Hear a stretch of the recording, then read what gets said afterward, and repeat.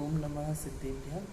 नमो अरिहन्ताणं नमो सिद्धाणं नमो आयर्याणं नमो उवज्झायाणं नमो लोई सविसाहुणम् लक्ष्मीनिवासनिलयं विलीनविलयं निधाय हृद्वीरम् आत्मानुशासनमहं वक्षे मोक्षाय भव्यानाम्। आचार्य गुणभद्र स्वामी द्वारा विरचित यह आत्मानुशासन ग्रंथ है, जिसमें कल हमने आत्मा का असाधारण स्वरूप देखा था 174 श्लोक में, और 175 श्लोक में ज्ञान का फल और मोह की महिमा पर हमने चर्चा की थी कि भैया ज्ञान का फल तो ज्ञान ही है।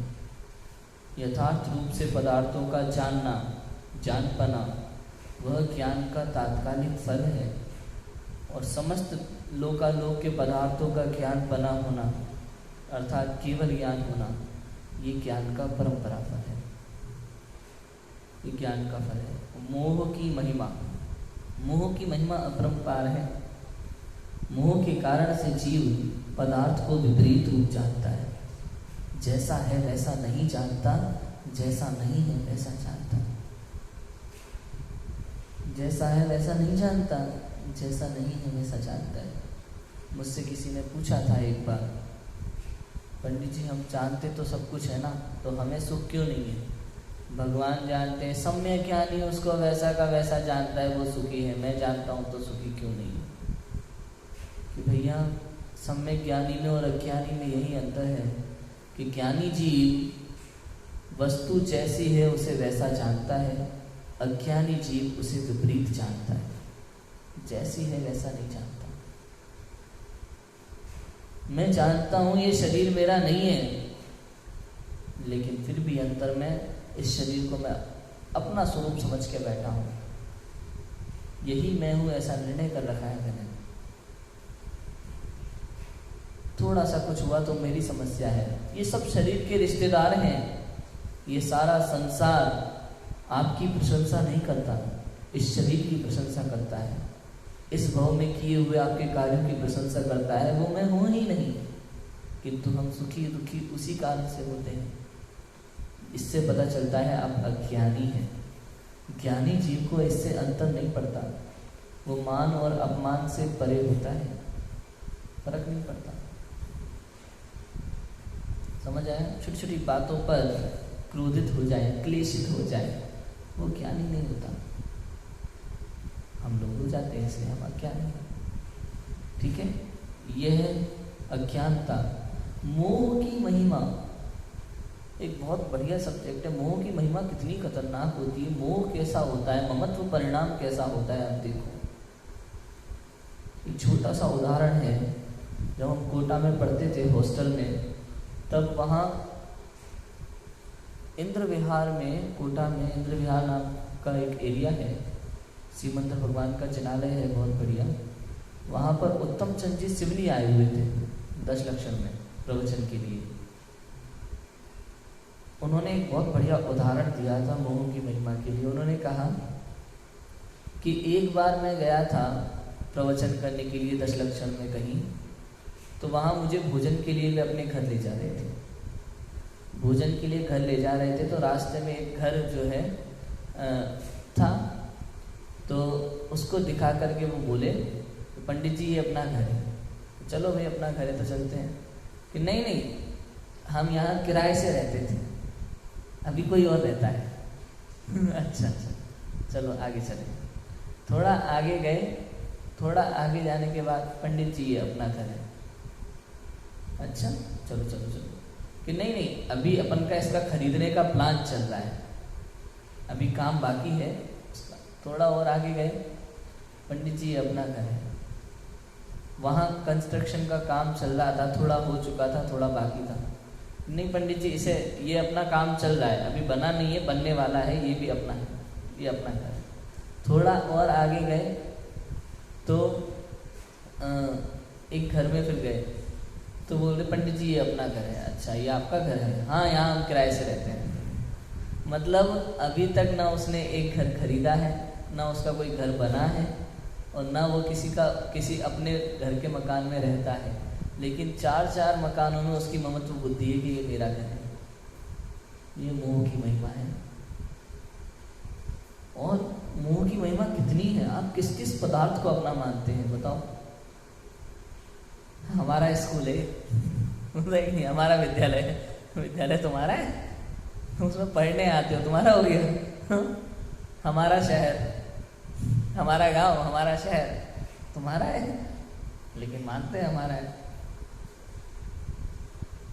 सोनागिर कुंद नगर में मैं रहता था। वहाँ कुंद नगर में गेट में एंट्री करोगे ना तो बहुत बढ़िया लाइन लिखी थी, पता है क्या? ये कुंद नगर आपका अपना है। अब क्या समझोगे, क्या मानोगे अपना है? रेलवे स्टेशन पे लिखा होता है ये स्टेशन आपकी अपनी संपत्ति है, क्या करें बेच दें? लेकिन मानता है व्यक्ति अपना है। ये मेरी ट्रेन, मेरी सीट। सबसे पहले स्टेशन पे गाड़ी आई, अरे अपनी ट्रेन आ गई, अपनी ट्रेन आ गई। होता है कि नहीं होता? ये मोह की महिमा है। समस्त संसार को ये जीव अपना मान के बैठा है। मुझसे एक बार किसी ने पूछा था ये संसार कितना? तो मैंने कहा जितना अपना मानो उतना। कितना? जितना आप पर पदार्थों को अपना मानो उतना। मेरा गांव, मेरा शहर, मेरा राज्य, मेरा देश, जितना अपना मानो उतना। समस्त संसार को हम अपनी वस्तु समझते हैं। अपना ये शरीर भी नहीं है, इस पर भी मेरा अधिकार नहीं है। अरे जो आत्मा में क्रोधादि विकारी भाव होते हैं उन पर मेरा अधिकार नहीं है, उन पर मेरा अधिकार नहीं है। ऐसा नहीं है कि जब आप चाहो तब क्रोध आ जाए, जब आप चाहो तब शांत हो जाए। होता है क्या? भाई जब हंसी नहीं आ रही हो, कोई कितना ही कोशिश करे, कितनी देर तक नहीं हंसते हैं लोग, तो पैसा तक देते हैं। आपने देखी हो एक मूवी दबंग, उसमें वो हीरोइन को हंसाने की कोशिश के लिए सबको 500 रुपये देता है कि जो इसको हंसा देगा उसको 500 रुपये। ऐसा भी होता है। ये विकारी परिणामों पे मेरा अधिकार नहीं है, तो और किसी पर वस्तु पे मेरा अधिकार किस प्रकार हो सकता है? माता पिता अपने पुत्र पर अपना अधिकार समझते हैं, किंतु वास्तव में देखा जाए तो वो पुत्र उनका है ही नहीं, है ही नहीं। यदि उनका होता तो उनके अनुसार चलता, वे जैसा चाहते उसके जीवन में वैसा होता, किंतु ऐसा नहीं होता। ऐसा नहीं होता, इससे पता चलता है इस पर आपका अधिकार कभी था ही नहीं, है ही नहीं, आपका नहीं है। कल बताया था ना मैंने, आपका क्या है? जो आपको कभी छोड़कर नहीं जाए वो आपका। मेरा ज्ञान स्वभाव, मेरे अंदर अनंत गुण, ये मेरे हैं, ये मुझे कभी छोड़कर नहीं जाएंगे। जो निगोद में सोही मुझ में सोही मोक्ष मजार, अंतर भेद कछु भी नाही भेद गिने संसार। ये आत्मा में जो अनंत गुण हैं सदा रहने वाले हैं।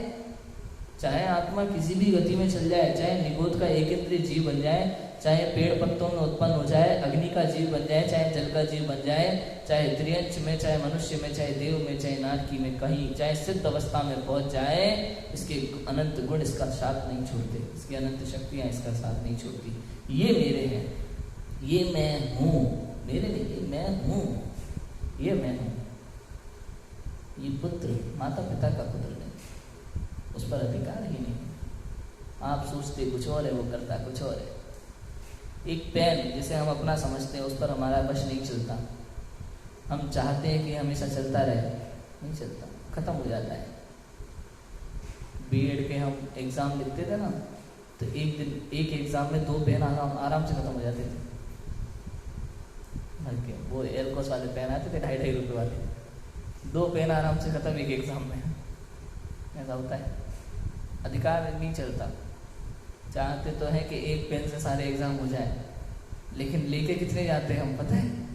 ऐसे एग्ज़ाम में 4-4 पेन साथ में रखने पड़ते हैं। क्या पता कौन धोखा दे दे कब, हाँ कौन सा पेन हमें धोखा दे दे, इसका भरोसा नहीं है, चलना बंद हो जाए। तो ये होता है, ऐसा है। समझ आया? मोह की महिमा समझ में आ गई? ऐसी है मोह की महिमा।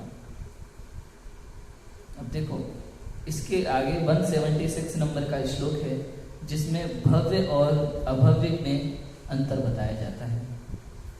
शुद्ध ज्ञान की भावना में प्रवृत्त भव्यों और अभव्यों को क्या क्या फल होता है, यह बात आगामी छंद में कहते हैं। देखो, शास्त्राग्नो मणिवद्भव्यो विशुद्धो भाति निर्वृतः अंगारवत् खलो दीप्तो मलिव भस्म वा भवीत्।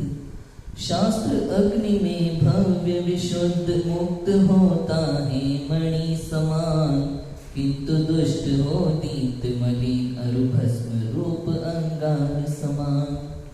कोई भव्य जीव है, विशुद्ध परिणाम वाला है, वो शास्त्र पढ़ करके अपने आप को शुद्ध करता है, मणि के समान, सोने के समान शुद्ध होता है, प्रखरता है, उसके अंदर निखार आता है। किंतु कोई दुष्ट व्यक्ति यदि शास्त्र भी पढ़े तो भी वो कोयले के समान खाक होता है, जल जाता है। भस्म रूप अंगार समान, भस्म के समान होता है, राख के समान। वो कैसे? उसको पढ़ते हैं। देखो, भव्य जीव शास्त्र रूपी अग्नि में असली पुष्पराग रत्न के समान मल रहित होते हुए विशुद्ध निर्मलता से सुशोभित होते हैं, और दुष्ट अभव्य जीव अंगार के समान प्रकाशित होते हुए मल युक्त ही रहते हैं या भस्म हो जाते हैं। भाई ज्ञानी पुरुष तो शास्त्र पढ़ता है और अपना आत्म कल्याण करता है, लेकिन अज्ञानी शास्त्र तो पढ़ता है, समझने तो लगता है, लेकिन आत्म कल्याण नहीं करता ना, तो वो जले हुए के समान, राख के समान है। ऐसी बात है। दुनिया उसकी प्रशंसा तो करती है, लेकिन वो मेला का मेला रहता है, आत्म कल्याण नहीं करता। यह अज्ञानी की पहचान। कि जिस प्रकार पद्मराग मणि पर लगे हुए मल का अग्नि द्वारा नाश होने पर वह शुद्ध भाव रूप प्रकट होता हुआ सुशोभित होता है, लेकिन ईंधन का अंगारा अग्नि से प्रकाशित तो होता है, परंतु बाद में या तो कोयला रूप मेला या काला हो जाता है अथवा भस्म होकर राख हो जाता है। उसी प्रकार धर्मात्मा भव्य जीव शास्त्राभ्यास द्वारा अज्ञान और रागादि मल का नाश होने से सिद्ध पद को पाकर शुद्ध स्वभाव रूप होता हुआ प्रशंसनीय होता है, और अधर्मी अभव्य जीव शास्त्राभ्यास द्वारा पदार्थों को जानता हुआ प्रसिद्ध तो हो जाता है, परंतु रागादि दोषों से मेला ही रहता है। दो बातें हैं, एक उदाहरण है और एक सिद्धांत है।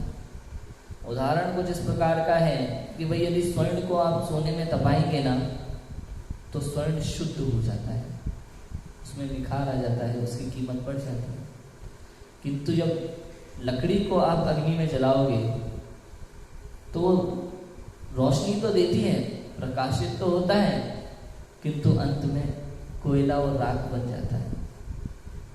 उसी प्रकार से कोई विवेकी पुरुष यदि शास्त्र पढ़ता है, भव्य जीव यदि शास्त्र पढ़ता है, तो वो रुचि पूर्वक पढ़ता है, आत्म कल्याण की भावना से पढ़ता है, तो निश्चित रूप से वो निखर, उसमें उसके जीवन में निखार आता है, उसके परिणामों में विशुद्धता आती है, उसकी गति सुधर जाती है, वो मोक्ष मार्ग की ओर अग्रसर होता है। किंतु जो अभव्य जीव है, अविवेकी पुरुष है, अज्ञानी जीव है, वो शास्त्राभ्यास तो कर लेता है, लेकिन रुचि पूर्वक नहीं करता, आत्म कल्याण की भावना से नहीं करता। ज्ञान तो बढ़ाता है, दुनिया में अपना महात्म्य बढ़ाने के लिए करता है। वैज्ञानिक लोग शास्त्राभ्यास करते हैं, पता है, ये जितनी भी साइंस की खोज होती है, कौन कैसे होती है, अपने आप थोड़ी हो रही है। ये मन में विकल्प ऐसे थोड़ी ना आ रहे हैं, जल परी, किसी का मुंह ऐसा, किसी का हाथ ऐसा, किसी का पैर ऐसा, कोई जानवर, इंसान वाला मुंह, कोई इंसान, उसके जानवर का मुंह, ये इस तरह के जीव दमन समुद्र में अपने आप पाए जाते हैं। तो ये सब हमारे शास्त्रों में लिखा है, तब जाकर के वो परिकल्पना करते हैं और उस तरह की फिल्में बनाते हैं। तो ये होता है, लेकिन वो लोग शास्त्र पढ़ते हैं आत्म कल्याण की भावना से नहीं, अन्य प्रयोजनों से पढ़ते हैं, नाम कमाने के लिए, धन कमाने के लिए, दुनिया के लिए, पुद्गल की खोज के लिए करते हैं जो करते हैं। लेकिन ज्ञानी जन, मुनिराज वैज्ञानिकों से कम नहीं होते, बहुत बड़े वैज्ञानिक होते हैं, जो शास्त्राभ्यास करते हैं, ज्ञानी होते हैं, मुनिराज होते हैं। फर्क सिर्फ इतना है कि अज्ञानी जीव शास्त्राभ्यास करके नाम कमाने के लिए करता है, पुद्गल की खोज में अपना जीवन बिता देता है। ज्ञानी जीव आत्म कल्याण करते हैं, स्वयं की खोज में अपना सारा जीवन लगा देते हैं। समझ आया? अल्बर्ट आइंस्टीन, कहता हूँ ना, बहुत उसने भी पढ़ा है, शास्त्र पढ़े, उसने जिन धर्म के विषय में कहा है, ये तक कहा है कि अगला जन्म मेरा जैन धर्म में हो, ऐसी भावना थी उसकी। लेकिन उसने अपना ये पूरा जीवन किस में लगा दिया? पुद्गल की खोज में।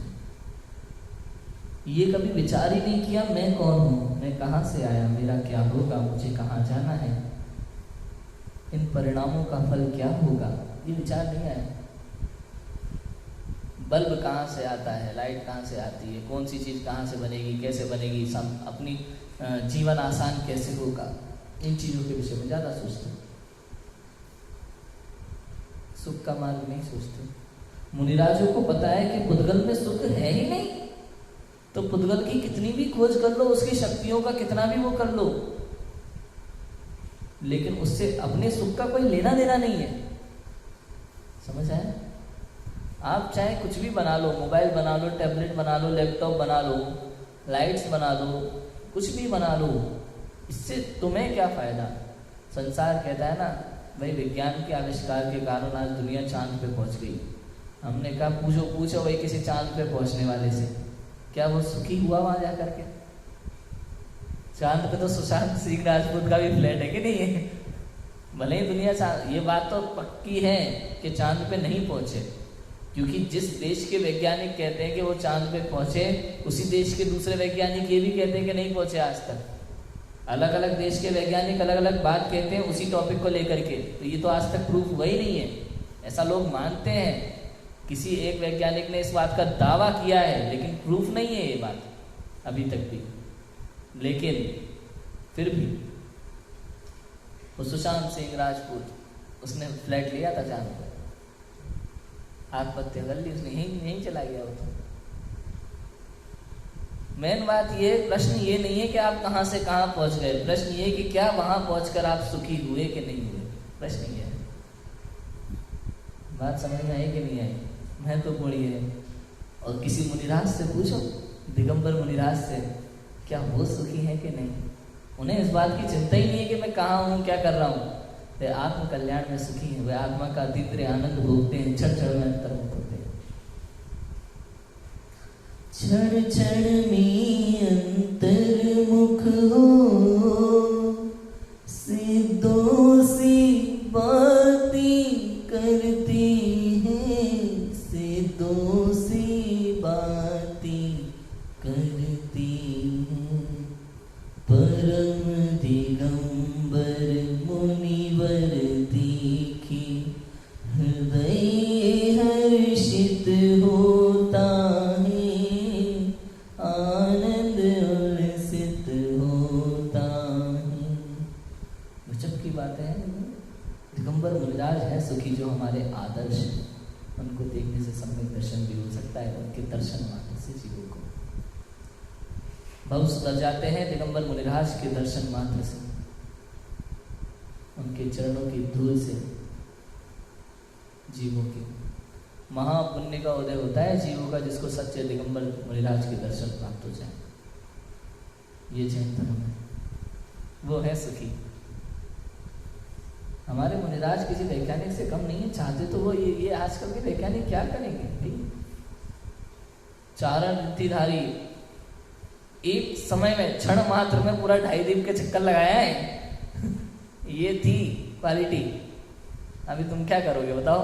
हवाई जहाज हेलीकॉप्टर कहाँ तक जाते हैं, देश विदेश यहीं तक रह जाते हैं। ये कुछ भी नहीं है। ये लवण समुद्र पार करने में देखना, अगर वर्तमान का हवाई जहाज यदि लवण समुद्र पार करवाया जाए ना उससे पूरा, तो महीनों लगा देगा, महीनों लगा दे के सालों लगा दे। कितना है भाई? 2 लाख योजन। महीनों तो कहीं से कहीं तक नहीं, वर्षों लग जाएंगे, वर्षों। 2 लाख योजन, 6000 किलोमीटर का एक योजन लगभग, सोचो कितना होगा? 2 लाख योजन, समझ रहे हैं? और हमारे मुनिराज यदि चारण निधि प्रकट हो जाती है तो क्षण भर में इतना चक्कर लग जाए चारण निधि से, इतना है।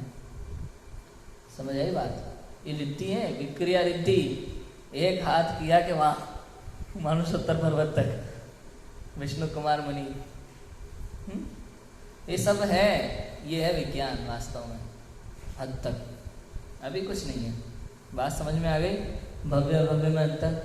अज्ञानी जीव किस लिए शास्त्र पढ़ता है? मान बढ़ाई के लिए, नाम के लिए, आत्म कल्याण के लिए नहीं पढ़ता। इसलिए वो कोयला का कोयला रह जाता है, राख का राख रह जाता है।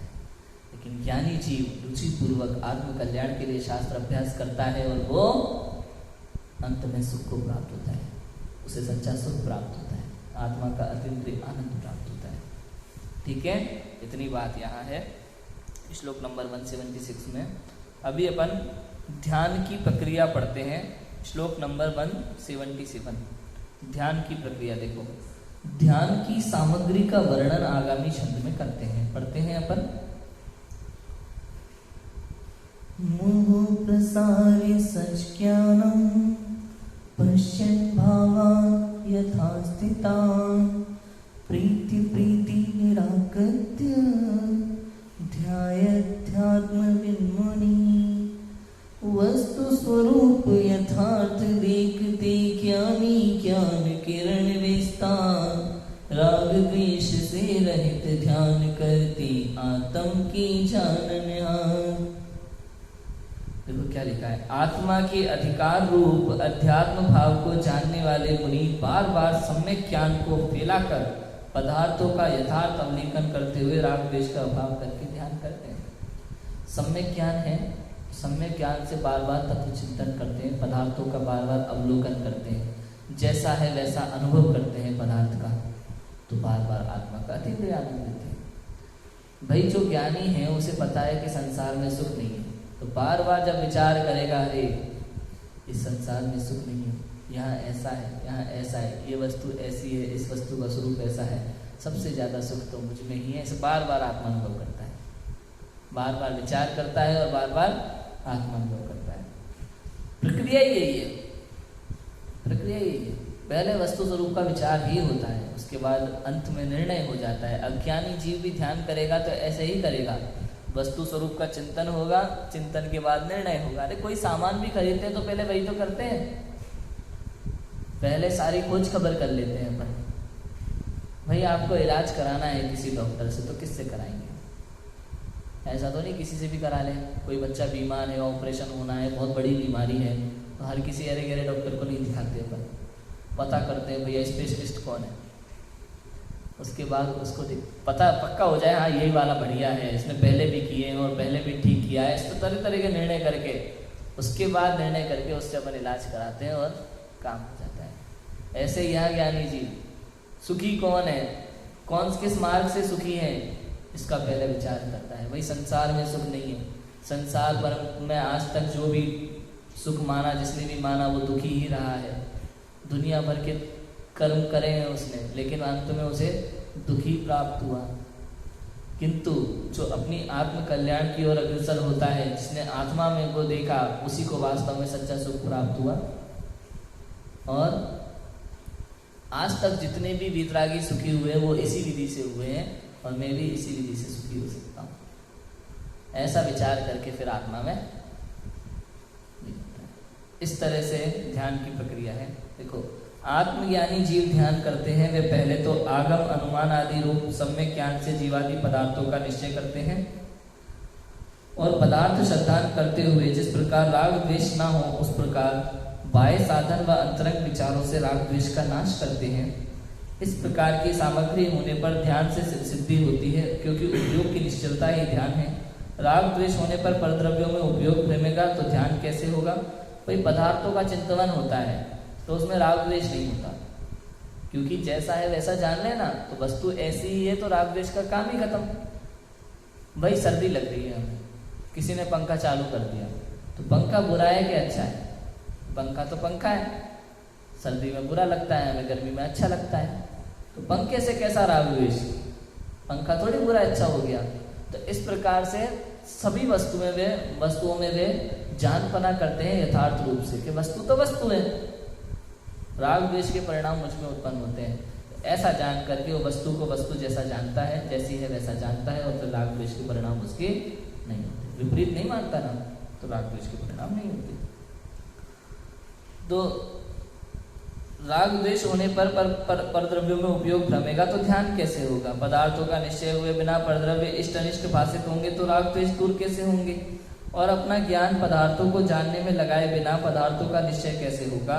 इसलिए ज्ञान का विस्तार करके, ज्ञान को पदार्थों में लगाकर पदार्थों का यथार्थ निश्चय करके राग द्वेष को मिटाकर किसी एक पदार्थ का यथार्थ ध्यान करते हुए अन्य सर्वचिंतन को छोड़कर यह जीव ध्यानावस्था को प्राप्त होता है। ये साक्षात ध्यान मार्ग, ध्यान मोक्ष मार्ग है। उसके लिए भव्य जीवों को उक्त सामग्री मिलाना चाहिए। इसकी चर्चा कल आगे आएगी। अभी तो इतनी बात है ध्यान की प्रक्रिया में कि भैया पहले सर्व पदार्थों का जानपना होगा, चिंतन होगा, अच्छे से चिंतन होने के बाद निर्णय होगा उसका। सब वस्तु ऐसी हैं, ऐसा चिंतन होना चाहिए। आचार्य कुंदकुंद देव की तीसरी गाथा में आता है, सब लोए सुंदर है, लोक में सब सुंदर है।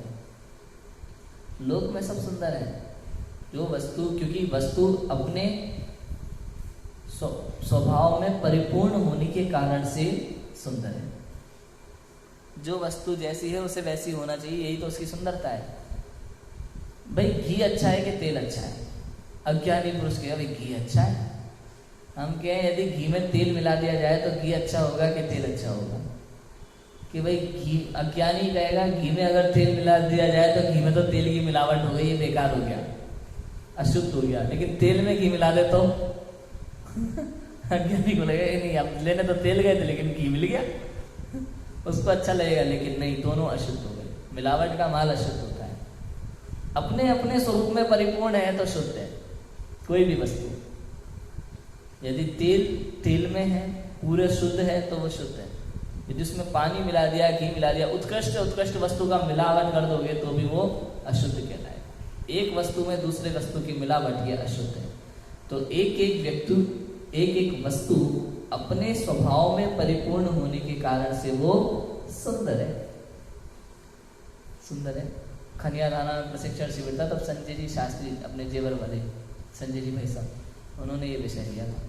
बड़ा आनंद आया था इस विषय को सुनकर के। लोक में सब सुंदर है, कुछ भी लगा लो आप, ये पेपर वेट अपने स्वरूप में होने के कारण से सुंदर है। इसके अंदर स्पर्श रस गंध वर्ण होना चाहिए, वो इसमें है इसलिए सुंदर है। चश्मा, इसमें भी स्पर्श रस गंध वर्ण है तो सुंदर है। मुझ में ज्ञान आदि अनंत गुण है तो मैं सुंदर हूँ। ऐसा है, सब सुंदर है। तो ऐसा विचार जब हो जाता है जीव को तो राग द्वेष की प्रवृत्ति नहीं होती। किससे राग करेगा, किससे दोष करेगा? भाई जो वस्तु जैसी है वैसी तो है ना, तो राग द्वेष का सिस्टम खत्म। राग द्वेष का सिस्टम करके सब पदार्थों को जाना तो फिर किसी एक पदार्थ के चिंतन में लग गया। जान लिया पर पदार्थों में सुख नहीं है, सुख मुझ में है, तो अपने आप को जानने में अब वो व्यस्त हो गया। अब वो सिर्फ अपने ध्यान में लग गया। अब जब उसे अपने ध्यान में अपना अनुभव हो जाता है, इसी को कहते हैं ध्यान की प्रक्रिया। ठीक है, इतनी बात अभी यहाँ 177 श्लोक में हमने पढ़ी। कल हम 178 श्लोक पढ़ेंगे। अज्ञानी को कर्मबंध पूर्वक होने वाली निश्रा, इसके विषय में हम पढ़ेंगे। अभी की बात को विराम देते हैं। ओम नमः शिवाय।